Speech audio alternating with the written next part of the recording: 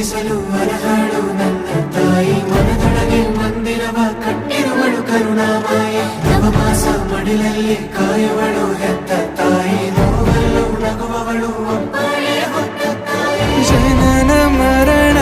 ಜಗದ ಸಂತೆ ಅದಕ್ಕೂ ಮೀರಿನಿ ಬೆಳೆದು ನಿಂತೆ ಕರುಣೆ ಸಹನೆಯ ಮೂರ್ತಿಯಂತೆ ದೇವರಿಗೂ ನೀ ಸ್ಫೂರ್ತಿಯಂತೆ ಅದೃಷ್ಟವು ನನ್ನ ಪಾಲಿಗೆ ನಿನ್ನ ಕಂದನು ನಾನಾಗಿ ಹೇ